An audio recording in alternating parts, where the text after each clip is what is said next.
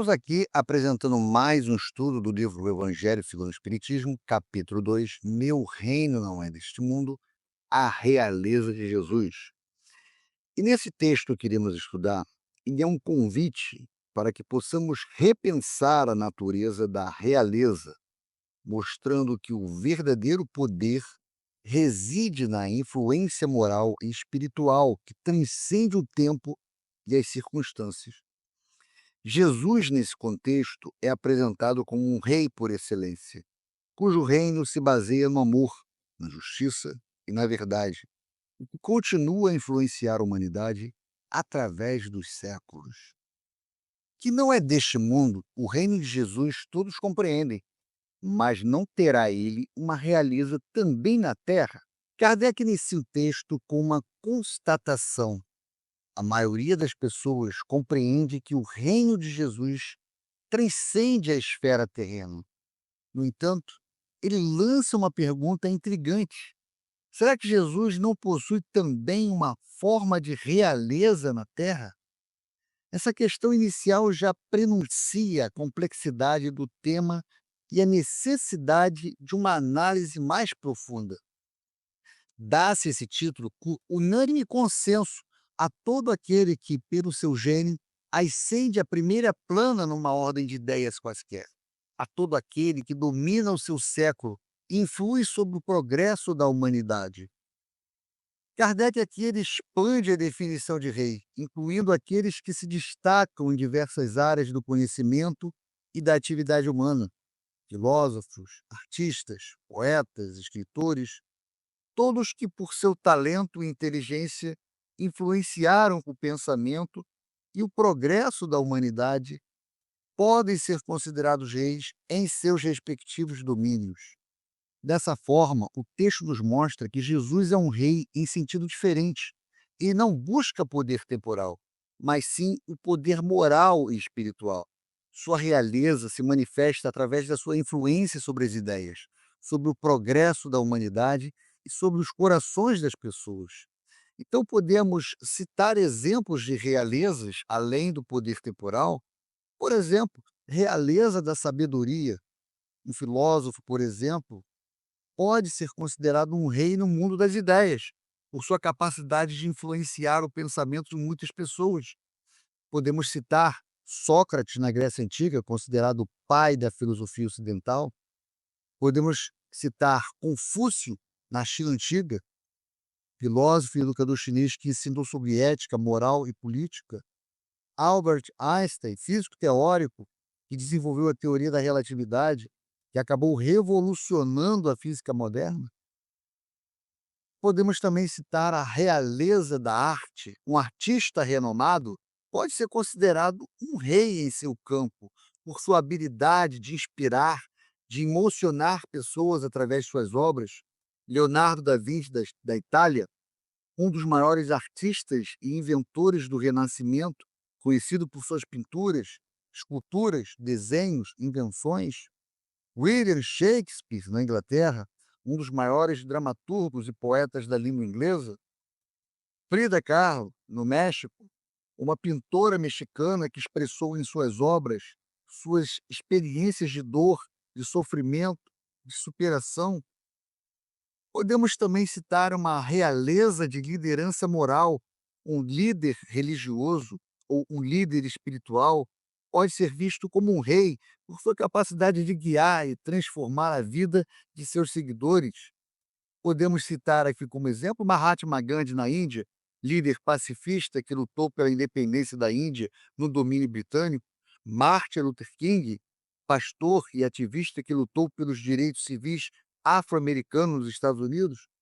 E o que dirá Madre Teresa de Calcutá na Índia, missionária católica que dedicou a vida a ajudar os pobres e doentes na Índia. Seu trabalho de caridade e sua mensagem de amor e compaixão a tornaram um exemplo de líder moral para muitas pessoas. É nesse sentido que se costuma dizer o rei ou príncipe dos filósofos, dos artistas, dos poetas, dos escritores. Para ilustrar essa nova perspectiva, Kardec cita exemplos de títulos honoríficos concedidos a figuras de destaque. ao longo da história. O rei dos filósofos, o príncipe dos poetas. Essas expressões consagram o reconhecimento da influência e da importância desses indivíduos para a sociedade. Essa realeza, oriunda do mérito pessoal, consagrada pela posteridade, não revela muitas vezes preponderância bem maior do que a cingue a coroa real? Kardec nos leva a uma reflexão profunda sobre a natureza da realeza. Será que a realeza terrena, com seus símbolos e aparatos, é mais poderosa do que a realeza moral, baseada no mérito pessoal e no reconhecimento da posteridade? A história nos mostra que muitas vezes a influência de um filósofo ou de um artista transcende em muito o poder de um rei. Imperecível é a primeira, enquanto esta outra é joguete das vicissitudes. As gerações que se sucedem à primeira sempre a bendizem, ao passo que, por vezes, amaldiçoam a outra. A realeza moral, segundo Kardec, é imperecível, ou seja, não está sujeito à ação do tempo e das circunstâncias. Ela se mantém viva através das gerações, que continuam a reconhecer e a valorizar o legado daquele que a exerceram. Em contrapartida, a realeza terrena é instável, sujeita a vicissitudes e pode ser alvo de críticas e até mesmo de maldições por parte das gerações futuras. Então, podemos citar aqui exemplos de realeza moral duradoura que se perpetuaram ao longo da história, que são lembrados pelas suas boas obras: Jesus Cristo, Mahatma Gandhi na Índia, Madre Teresa de Calcutá, serão sempre lembrados pelas suas boas obras. É aqui exemplos de realeza moral duradoura. Por outro lado, podemos também citar aqueles que tiveram um poder temporal efêmero, que carregaram uma coroa real e muitas das vezes são lembrados, são amaldiçoados pela sua forma de governar, pela sua forma de dirigir o povo.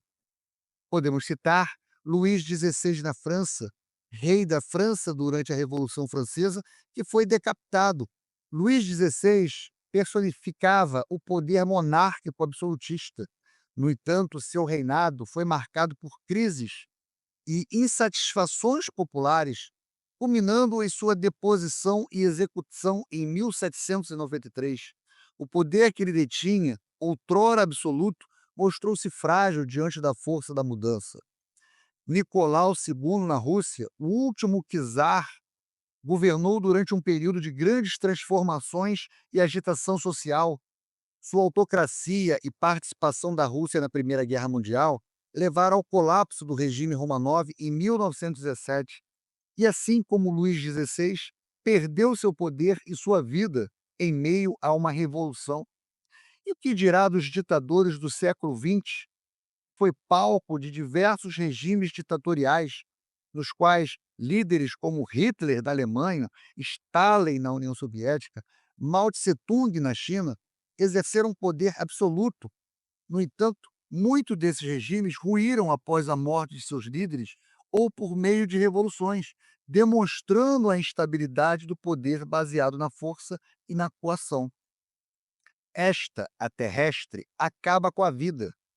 A realeza moral se prolonga e mantém o seu poder, governa, sobretudo, após a morte. Então, Kardec aqui aprofunda a distinção entre as duas formas de realeza.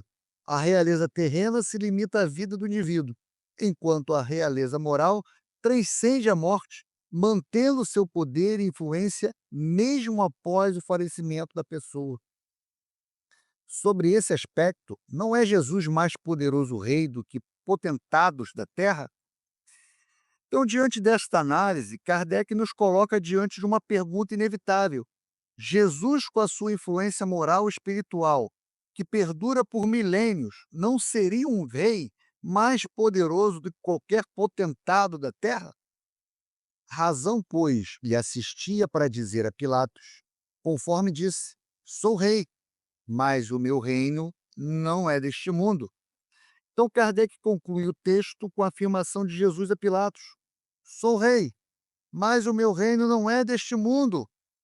E essa declaração, segundo Kardec, revela a verdadeira natureza da realeza de Jesus, que reside na sua autoridade moral e espiritual, e não em um poder terreno.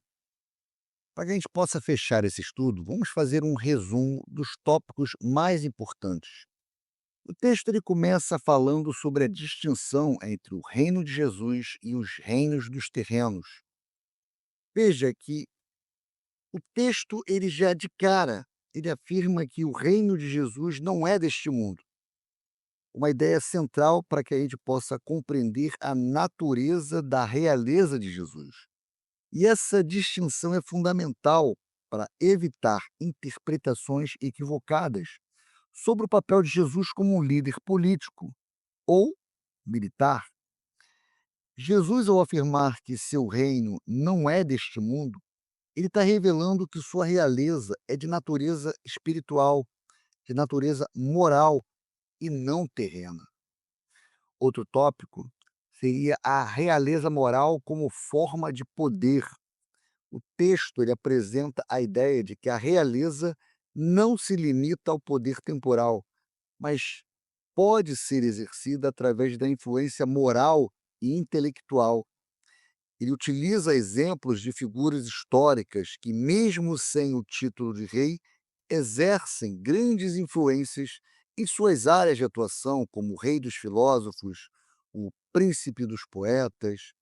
E essa realeza é baseada no mérito pessoal e consagrada pela posteridade, demonstrando que o verdadeiro poder reside na capacidade de inspirar e transformar vidas.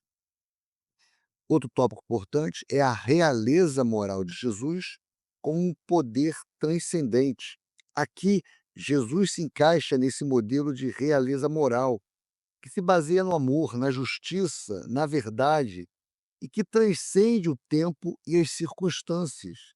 Sua influência não se limita à esfera política ou social, mas alcança o coração e a mente das pessoas, promovendo mudanças profundas na forma como a humanidade se relaciona com Deus e com o próximo. A frase de Jesus a Pilatos, sou rei, mas o meu reino não é deste mundo, ganha um novo significado, revelando que sua realeza é de natureza espiritual e eterna. E, por fim, a relevância da realeza moral de Jesus para a humanidade.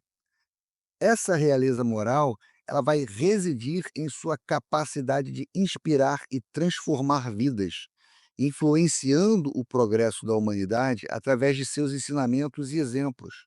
Seu poder transcende a esfera política e social, alcançando o coração e a mente de pessoas, promovendo mudanças profundas na forma como a humanidade se relaciona com Deus e com o próximo.